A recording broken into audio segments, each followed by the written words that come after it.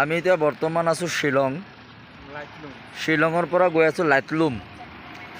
এটি আকৰ্ষণীয় জেগা, যিটো চাবলগীয়া জেগা। আমি শ্বিলং টাউন পাৰ হৈ আহিলোঁ।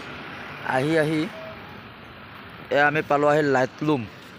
আমি ইয়াত 3জন আহিছিলোঁ চিকিৎসা কৰিবৰ কাৰণে। শ্বিলঙৰ যিটো ফেমাছ হস্পিটেল হয় নিগ্ৰিমছ হস্পিটেল, এই হস্পিটেলত আপোনাৰো যদি কাৰোবাৰ বেমাৰ আজাৰ হয় আপোনালোকে দেখুৱাব পাৰে। নাৰ্ভৰ বেমাৰ হওক, আপোনাৰ গাঁঠি বিষ হওক, যিকোনো ধৰণৰ ট্ৰিটমেণ্ট আপোনালোকে কৰিব পাৰে। ভাল এখন হস্পিটেল, উন্নত মানৰ।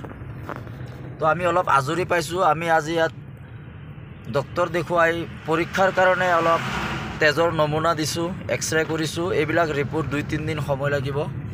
তো আমি ভাবিলোঁ আমাৰ হাতত সময় আছে যেতিয়া আমি অলপ ঘূৰি পাকৈ আহোঁ। এতিয়া আমি গৈ আছোঁ লাইটলুম। আপোনালোকে নেটত চাৰ্চ কৰিব পাৰে লাইটলুম। বহুত বিউটিফুল জেগা, সুন্দৰ জেগা, সৌন্দৰ্যৰ জেগা। তো আমি গৈ আছোঁ লাইটলুমলৈ। এয়া হৈছে লাইটলুমৰ ৰাস্তা, পাহাৰীয়া ৰাস্তা। তো আমাৰ ইয়াত 3জন সতীৰ্থ আছোঁ আমি, মই, মিফতাহুল আৰু চুলমান ভাই।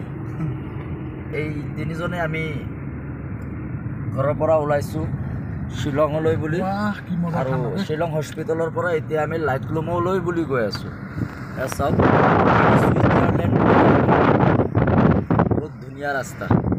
তো আপোনালোকক নেক্সট দেখুৱাই আছোঁ লাইটলুমৰ কি সৌন্দৰ্য আমি দেখুৱাই যাম। এয়া চাওক, জুম খেতি বুলি কয়, জুম খেতিও আছে, কবি খেতি আছে। আপোনালোকৰ ডিম্পু বৰুৱাৰ ভিডিঅ' যদি দেখিছে, ডিম্পু বৰুৱাই এই জেগাত আহি পেলাই ভিডিঅ' কৰিছিল। ডিম্পু বৰুৱাৰ ভিডিঅ'টো আমি চাইছোঁ, লাইটলুমৰ বিষয়ে তেওঁ দিছে। বহুত ভাল জেগা হয়, সৌন্দৰ্যৰ জেগা। অ'কে।